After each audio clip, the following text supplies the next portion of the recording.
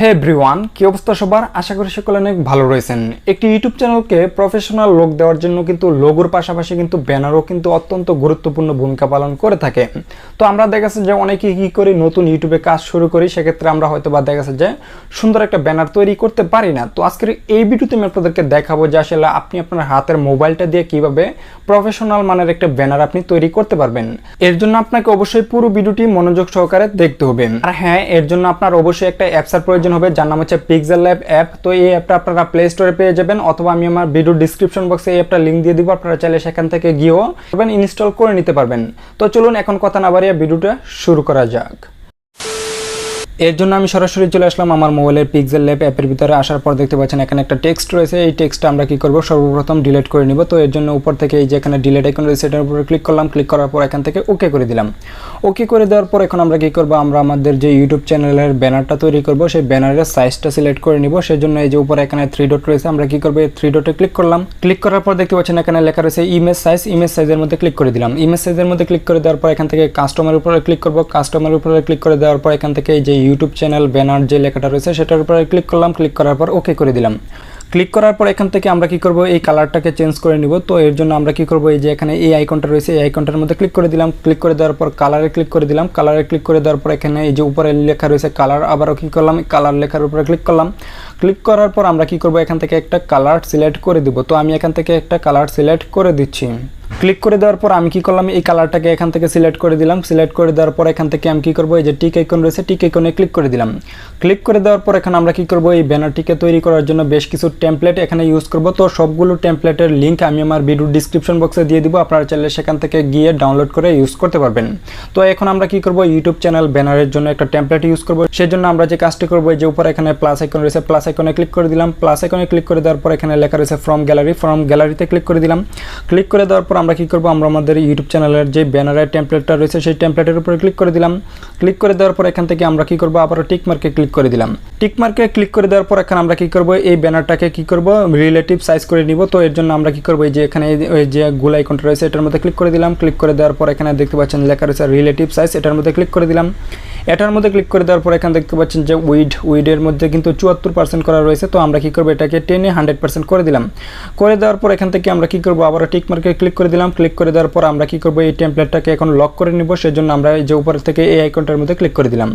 এই আইকনটাতে ক্লিক করে দেওয়ার পর এখান থেকে আমরা কি করব, এই যে লক আইকনে ক্লিক করলাম। লক আইকনে ক্লিক করে দেওয়ার পর আমরা কি করব, আবার এই আইকনটাতে ক্লিক করলাম। ক্লিক করার পর আমরা কি করব, এই ব্যানারটার উপরে আরেকটা ক্লিক করে দিলাম। ক্লিক করে দেওয়ার পর কিন্তু দেখতে পাচ্ছেন আমাদের কিন্তু এখানে ব্যানারের যে সাইজটা সেটা কিন্তু চলে আসছে। তো আমরা কি করব, এই যে এইটুকু অংশ রয়েছে এটার মধ্যে আমরা কি করব, ডিজাইন করব। সেক্ষেত্রে কি হবে, আমরা যদি মোবাইল দিয়ে আমরা এই ব্যানারটাকে দেখি, আমরা আমাদের ইউটিউব চ্যানেলটাতে যদি কেউ ভিজিট করে, তাহলে কিন্তু আমরা এই যে এই দাগ থেকে এই দাগ পর্যন্ত যে লেখাগুলো লিখবো সবগুলো কিন্তু শো করবে। আর ডেস্কটপের ক্ষেত্রে কি হবে, এই লেখা এই সাইডটাও কিন্তু শো করবে। তো আমরা কি করব, এই অনুযায়ী কিন্তু এখন আমরা ব্যানারটাকে ডিজাইন করব। তো ডিজাইন করার জন্য আমরা সর্বপ্রথম যে কাজটি করব, আবারও একটা টেমপ্লেট এখানে ইউজ করব। তো টেমপ্লেটটা ইউজ করার জন্য আমরা যে কাজটি করব সেটি হচ্ছে, এই যে উপরে এখানে প্লাস আইকন রয়েছে, আমরা কি করব, প্লাস আইকনে ক্লিক করে দিলাম। প্লাস আইকনে ক্লিক করে দেওয়ার পর এখান থেকে আমরা কি করব, আবারও এই যে ফ্রম গ্যালারিতে ক্লিক করলাম। ফ্রম গ্যালারিতে ক্লিক করে দেওয়ার পর আমরা কি করব, এই টেমপ্লেটটা ইউজ করব। তো এই টেমপ্লেটটা আসার পর আমরা কি করব, এটাকে এই যে আমরা এই সাইজটাকে এখানে টেনে এনে ক্রপ করে একটা সাইড নিয়ে নিব। নিয়ে নেওয়ার পর আমরা কি করব, এই যে এখানে টিক মার্ক রয়েছে, টিক মার্কে ক্লিক করে দিলাম। টিক মার্কে ক্লিক করে দেওয়ার পর আমরা কি করব, এটাকে টেনে মাঝ বরাবর এনে এই যে এখানে যে দাগটা রয়েছে আমরা কি করব, এই দাগ বরাবর টেনে এটাকে লম্বা করে দেব। তো আমি এই যে এই দাগ বরাবরটা আমি কি করলাম, করে দিলাম। করে দেওয়ার পর এখন দেখতে পাচ্ছেন এখানে কিন্তু এটা চলে আসছে। তো চলে আসার পর আমরা কি করব, এই যে এখানে বেশ কিছু অপশন চলে আসছে। তো এখান থেকে আমরা কি করব, এই যে এখানে লেখা রয়েছে টু ব্যাক, আমরা কি করলাম, টু ব্যাকের মধ্যে ক্লিক করে দিলাম। তো টু ব্যাকের মধ্যে ক্লিক করে দেওয়ার পর আমরা কি করব, এই লেয়ারটাকে আবারও লক করে নিব। এর জন্য আমরা কি করলাম, এই যে এখান থেকে এই লক আইকনে ক্লিক করে দিয়ে আমরা কি করলাম, এখানে আবারও ব্যানারের উপরে ক্লিক করে দিলাম। ক্লিক করে দেওয়ার পর কিন্তু এখানে এই টেমপ্লেটটা ইউজ হয়ে গেছে। তো এখন আমরা কি করব, এখানে একটা শেপ ইউজ করব। শেপ ইউজ করার জন্য যে কাজটি করব সেটি হচ্ছে, এই যে এখানে শেপ লেখা রয়েছে, শেপের উপরে ক্লিক করে দিলাম। শেপের উপরে ক্লিক করে দেওয়ার পর এই শেপের যে কালারটাকে আমরা চেঞ্জ করে রেড কালার করে নিব। তো এর জন্য আমরা নিচের দিকে এই যে এখানে কালারের নিচে আসার পর এখানে রেড কালার রয়েছে, এটা সিলেক্ট করলাম। তো দেখতে পাচ্ছেন এখানে কিন্তু রেড কালার চলে আসছে। তো চলে আসার পর আমরা টিক মার্কে ক্লিক করে দিলাম। টিক মার্কে ক্লিক করে দেওয়ার পর এই শেপটাকে আমরা কি করব, আমরা একটু ঘুরিয়ে নিব। তো এর জন্য আমরা এই যে একটু ঘোরাচ্ছি। ঘোরানোর পর এই শেপটাকে আমরা নিচের দিকে একটু টেনে লম্বা করে দিব।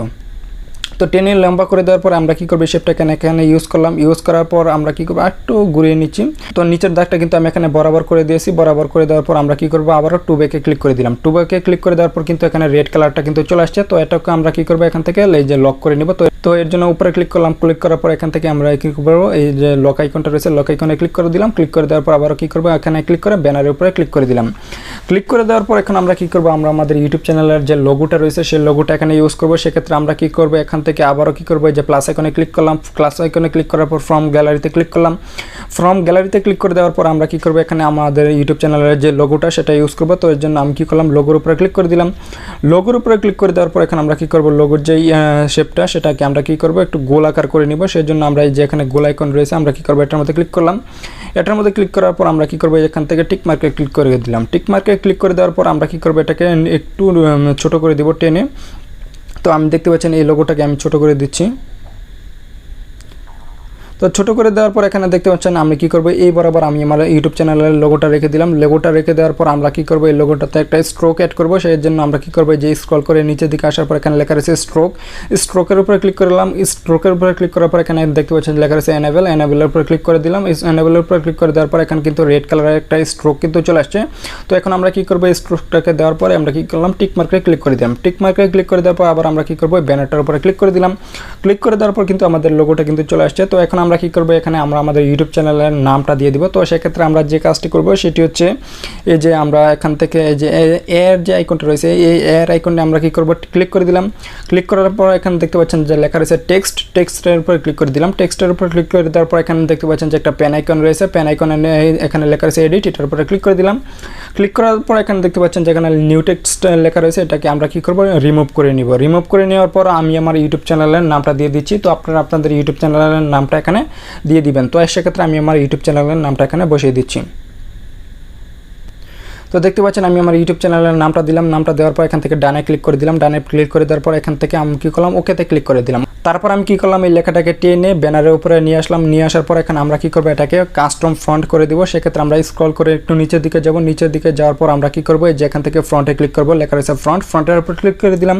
ফ্রন্টের উপরে ক্লিক করে দেওয়ার পর স্ক্রল করে একটু নিচের দিকে যাব। যাওয়ার পরে এই যে আমরা এই ফ্রন্টটা এখানে ইউজ করব। তো এটার উপর ক্লিক করলাম। ক্লিক করার পর ওকেতে ক্লিক করে দিলাম। ওকেতে ক্লিক করে দেওয়ার পর আমরা কি করব উপরের দিকে এই ফ্রন্টটাকে দিয়ে দিলাম। ফ্রন্টটাকে দিয়ে দেওয়ার পর আমরা কি করব এই ফ্রন্টার যে লেখাটা সেটাকে আমরা কি করব একটু কাস্টমাইজ করে নিব। তো টেকনিক্যালের যে লেখাটা সেটি আপনার সাদাই থাকবে। তো এখানে যে ইউনিট লেখাটা রয়েছে সেটাকে আমরা কি করব রেড করে দিব। তো রেড করে দেওয়ার জন্য দেখতে পাচ্ছেন এখানে বেশ কিছু অপশন রয়েছে। তো এখানে আমরা কি করব যে কালারের যে লেখাটা রয়েছে কালারের উপরে ক্লিক করলাম। ক্লিক করার পর আমরা কি করব যে এখানে যে সিলেক্ট রয়েছে এটাকে আমরা কি করব ইউনিটটা যে লেখাটা রয়েছে শুধু ইউনিটের উপরে ক্লিক করে আমরা কি করব ইউনিটটাকে সিলেক্ট করে নিব। ইউনিটটাকে সিলেক্ট করে নেওয়ার পর এখানে রেড কালারের উপরে ক্লিক করলাম। ক্লিক করার পর এখান থেকে টিক মার্ক করে দিলাম। করে দেওয়ার পর দেখতে পাচ্ছেন এখানে কিন্তু আমাদের টেকনিক্যাল ইউনিট এটা কিন্তু লেখা চলে আসছে। তো এখন আমরা কি করব আবার ব্যানারের উপরে ক্লিক করলাম। ক্লিক করে দেওয়ার পর কিন্তু আমাদের চ্যানেলের যে নামটা সেটা কিন্তু এখানে হয়ে গেছে। তো এখন আমরা কি করব আবারও এখানে আরেকটা টেমপ্লেট ইউজ করব। সেক্ষেত্রে আমরা যে কাজটি করব আবারও প্লাস আইকনে ক্লিক করলাম। ক্লিক করার পর ফ্রম গ্যালারিতে ক্লিক করলাম। ফ্রম গ্যালারিতে ক্লিক করার পর আমরা কি করব এই টেমপ্লেটটার উপরে ক্লিক করলাম। ক্লিক করার পর এখান থেকে আমরা এই টেমপ্লেটটাকে কি করলাম এই যে টিক মার্ক করে দিলাম। ক্লিক মার্ক করে দেওয়ার পর এই টেমপ্লেটটাকে আমরা কি করব একটু ছোট করে নিব। তো আমি এই টেমপ্লেটটাকে ধরে ছোট করে নিচ্ছি।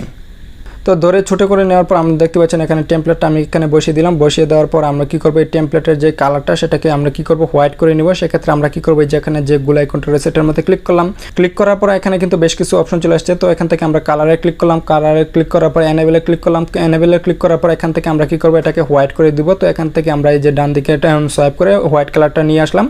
নিয়ে আসার পর আমরা কি করব যে উপরে যে টিক মার্ক রয়েছে টিক মার্কের উপরে ক্লিক করে দিলাম। টিক মার্কের উপর ক্লিক করে দেওয়ার পর আমরা কি করব আবার ব্যানার উপরে একটা ক্লিক করে দিলাম। ক্লিক করার পর কিন্তু আমাদের এখানে যে সিলেক্টটা ছিল সেটা কিন্তু চলে গেছে। তো এখন আমরা কি করব আবারও আরেকটা টেক্সট অ্যাড করব, সেটি হচ্ছে ফলো মি। তো আমরা যেহেতু এই আইকনগুলো এখানে ইউজ করেছি সেক্ষেত্রে আমরা যেহেতু আরেকটা টেক্সট ইউজ করব, টেক্সট ইউজ করার জন্য আমরা কি করব তো ক্লিক করার পর এখানে দেখতে পাচ্ছেন যে নিচে যে এই আইকনটা রয়েছে এটার উপরে ক্লিক করলাম। ক্লিক করার পর টেক্সটে ক্লিক করলাম। টেক্সটে ক্লিক করার পর এখান থেকে এই যে পেন আইকনের উপরে ক্লিক করে দিব, এই যে এডিট এটার উপরে ক্লিক করলাম। ক্লিক করার পর আবার এখানে ক্লিক করে দিলাম। ক্লিক করার পর এখান থেকে এই লেখাগুলো রিমুভ করে আমরা কি করব ফলো মি লিখে দিব। তো ফলো মিটা আমি কি করব বড় করে লিখে দিচ্ছি। তো ফলো মি লেখার পর আমরা কি করব ডানে ক্লিক করলাম। ডানে ক্লিক করার পর এখান থেকে ওকে করে দিলাম। ওকে করে দেওয়ার পর আমরা কি করব আবার এটাকে নিচে একটু টেনে নিচের দিকে নিয়ে আসব।